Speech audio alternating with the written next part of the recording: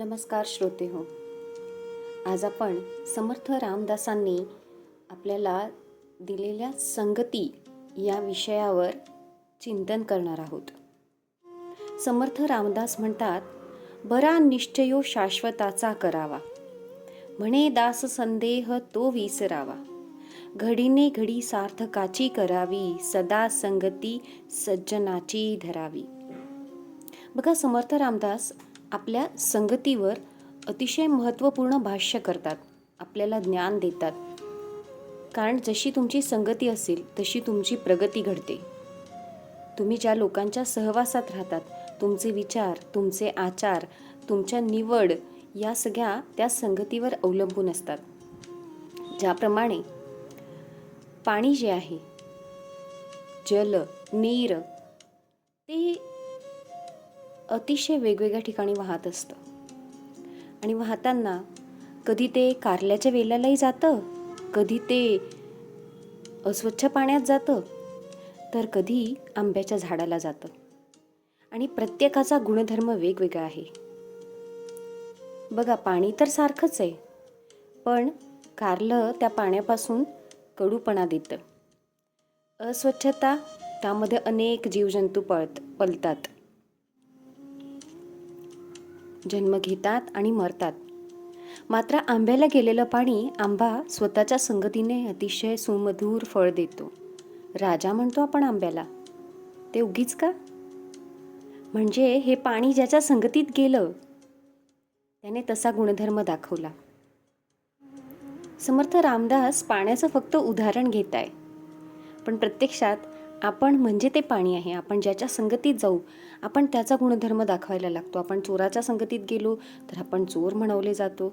आपण सज्जनाच्या संगतीत गेलो तर आपण हळूहळू संत सज्जनतेकडे वाटचाल करत असतो. आणि म्हणून समर्थ रामदास सांगतात, बरा निश्चयो शाश्वताचा करावा. आपण निश्चय केला पाहिजे. कसला? आपण त्या भगवंताचा निश्चय केला पाहिजे की माझं प्रत्येक कर्म, माझी प्रत्येक संगत ही त्या भगवंताशी जोडलेली असेल. म्हणे दास संदेह तो विसरावा, शंका अजिबात नको. मग आता संगत करावी कुणाची आणि ही संगत योग्य आहे ही ओळखावी तरी कशी? तर समर्थ रामदास बाह्य जगतातल्या संगतीबद्दल बोलत नाहीत, तर समर्थ रामदास बोलतात ते आपल्या अंतरंगात असणाऱ्या संगतीबद्दल.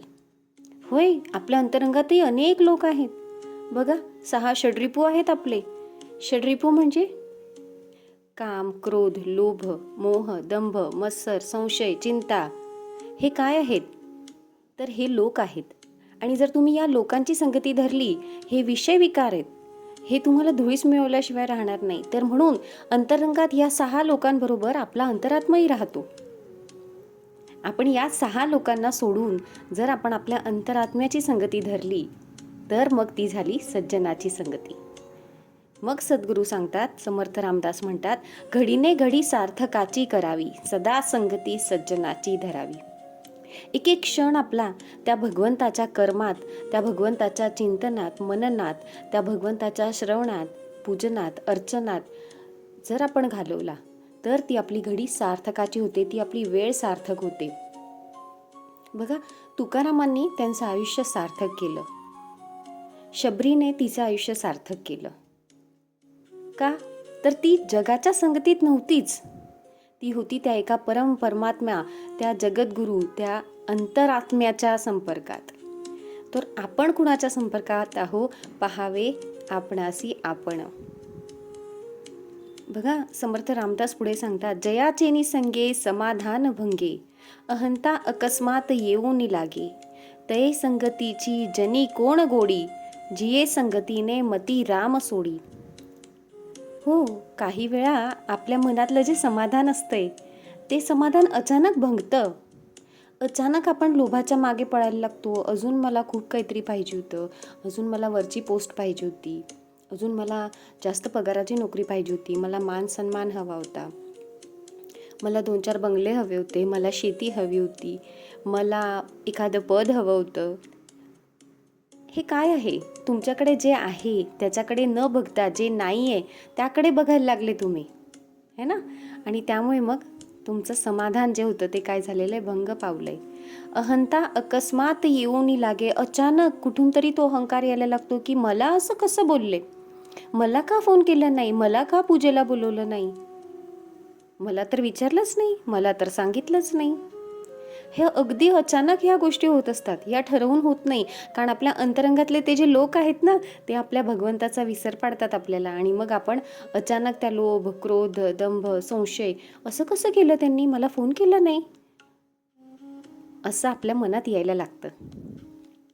जयाचेनी संगे समाधान भंगे, अकस्मात अहंता येऊन लागे, तिये संगतीची जनी कोण गोडी. मग तशा संगतीची काय गोडी असावी, त्या लोभाची कोणती गोडी असावी, त्या क्रोधाची कोणती गोडी असावी.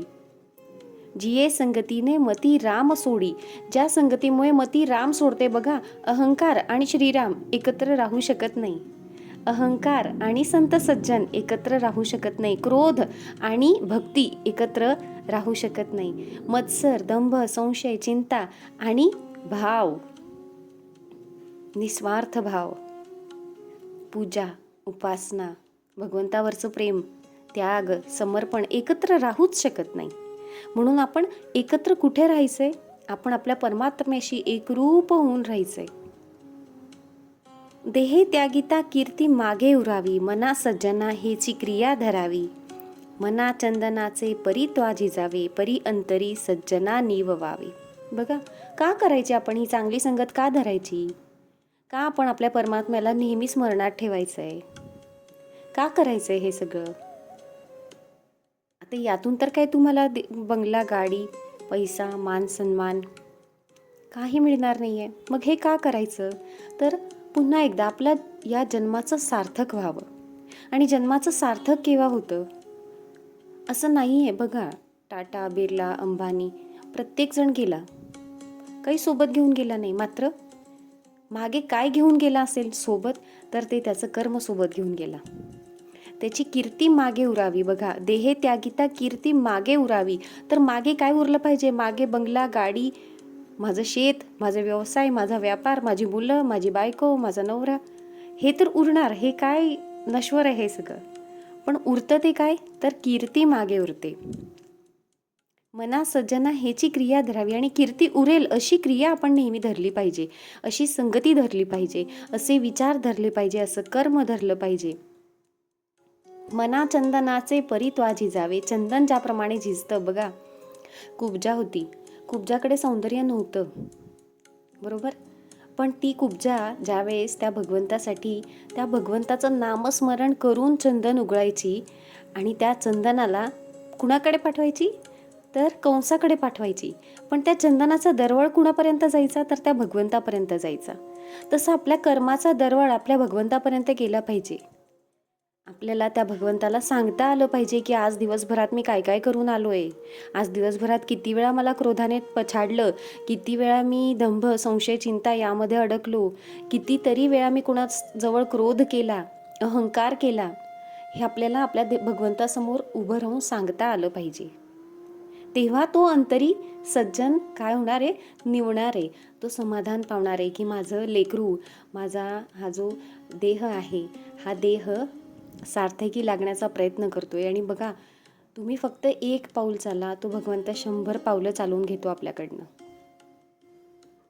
मना गुजरे तुझ हे प्राप्त झाले, परी अंतरी पाहिजे यत्न केले, सदा श्रवणे पाविजे निश्चयासी, धरी सज्जन संगती धन्य होसी. बघा, हे गुज आहे, हे प्रत्येकाला नाही माहिती, हे प्रत्येकाच्या नशिबातही नाही आहे की त्याला एवढं ज्ञान मिळेल, त्याला हे कळेल की आपला हा देह कशासाठी, आपला हा संसार प्रपंच कशासाठी आहे, आपण का आलो आहोत इथे, आपण कोण आहोत. हे प्रश्न अनेक लोकांना न पडताच ते या जन्मात आले आणि पाणी वाहतच निघून गेले. त्यांना कळलंच नाही की या जन्माचं सार्थक करायचं कसं आहे, पण ते आत्ता तुम्हाला प्राप्त झालंय. मना गुज हे तुझ रे प्राप्त झाले, परी अंतरी पाहिजे यत्न केले, पण आपण त्यासाठी प्रयत्न केले पाहिजे. आपण योग्य काय, अयोग्य काय याचा न्याय निवाडा केला पाहिजे. योग्य ते जाणून घ्यावे, अयोग्य ते असार ते जाणून त्यागावे. जे चुकीचं आहे ते आपल्याला त्यागताच आलं पाहिजे. सदा श्रवणे पावी, जे निश्चयासी, आपला निश्चय असला पाहिजे की मला जे उत्तम उत्तम आहे तेच माझ्या कानाला मिळू दे, जे उत्तम आहे ते माझ्या डोळ्याला दिसू दे, जे उत्तम आहे ते माझ्या या वैखरीतून बाहेर पडू दे, जे उत्तम कर्म आहे, जे तुला आवडेल भगवंता, असं कर्म माझ्या या देहाकडनं करून घे.